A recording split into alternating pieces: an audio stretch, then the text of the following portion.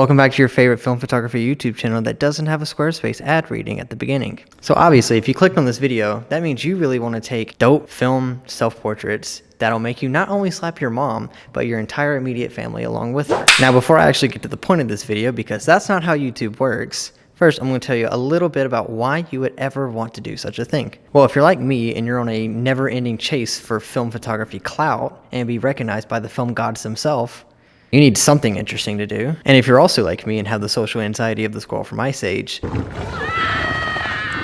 then you probably don't want to be reaching out to other people to take fire emoji film photos of them. So that leaves you, or well, in this case, myself. So with that being said, here's some things that you're going to need to do this. Obviously, that's backwards. Obviously, you're going to need a film camera, and today I'll be using my firstborn child, the Pentax 6x7.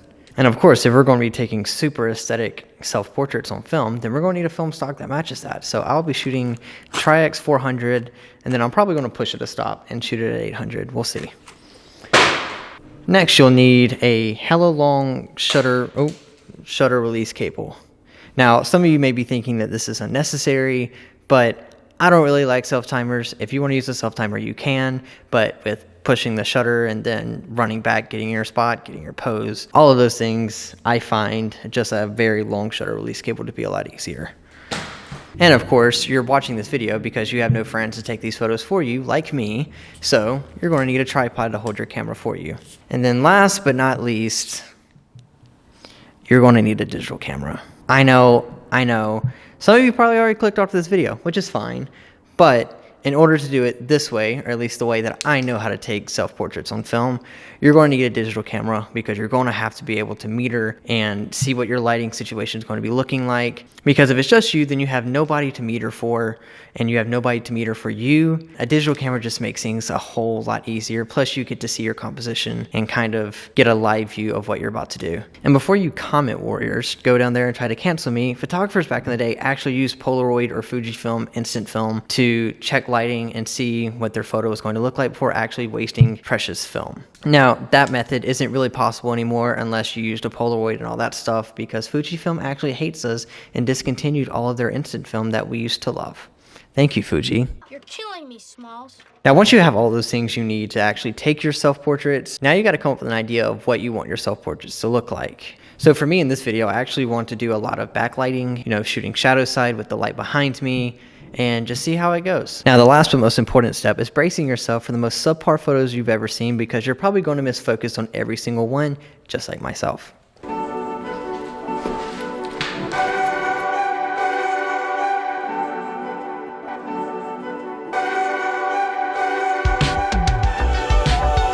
So before we start taking these photos, I have to admit that I filmed this video at 2 a.m. like a week and a half ago, and I was very delirious from lack of sleep. So a lot of the things I was saying didn't even make sense. So here I am in the same shirt I wore in that video too, going to try to walk you through everything that I did to take these photos. The first thing that I want to mention is you want to be shooting at a pretty high aperture, like f4, f5.6, even f8 if you have the light for it. This just gives you a better chance of being able to hit focus every time. Another way to help you hit focus is to have a placeholder. So this is just any object that you have on hand.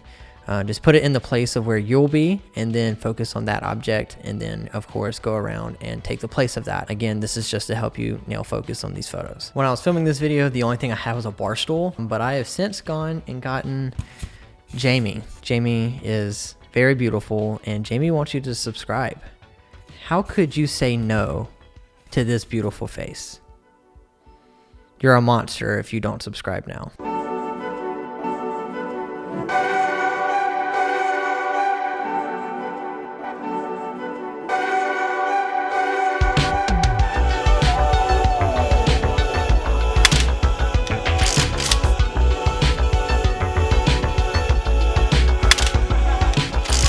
Now, as you can see in these first few clips, I had my digital camera right beside my Pentax 6x7. This honestly was just to help me. It was getting very overwhelming filming this video, and then I was actually setting my digital camera up, getting my composition and settings, and then swapping out the cameras and filming that whole process and doing all the other things for this video. So it just got really overwhelming. So just to make my life easier, I just set them up side by side. And you, of course, you can do this too if you have an extra tripod on hand. It really helps you out.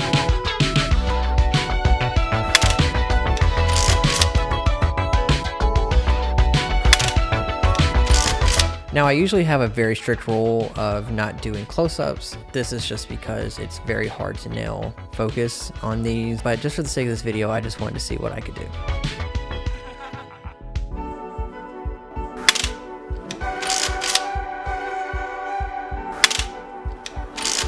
One thing to keep in mind as you're taking these photos is to diversify your angles and your focal distances. This is just to give you a better chance of hitting focus on these photos. If you set focus on a composition and you keep your camera in that composition at that same focal distance, if you screw up focus at all, then all of your photos are ruined. Especially if you're shooting 6x7 format like I am, you only get 10 photos per roll, so you really don't want to screw these up.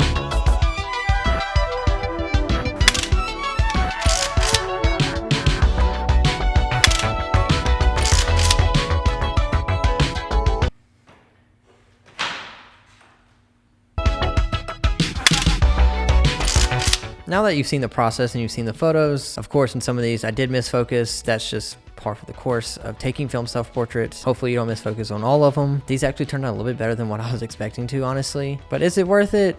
That's kind of up to you to decide. Now before you greasy-haired analog purists still living in your mom's house come at me, I don't care if this is the correct way of shooting film. This is just supposed to be fun. So go back to finishing your bowl of ramen in your 28th episode of anime today. So with all that, I really hope you enjoyed this video. I hope you found it educational. If not, go read an encyclopedia. I hope you found it inspiring or gave you some other motivating factor to shoot something else other than vintage cars and gas stations every day. Don't forget to leave a comment, like, subscribe, all the things so that Squarespace can finally sponsor me. And I will see you in the next video.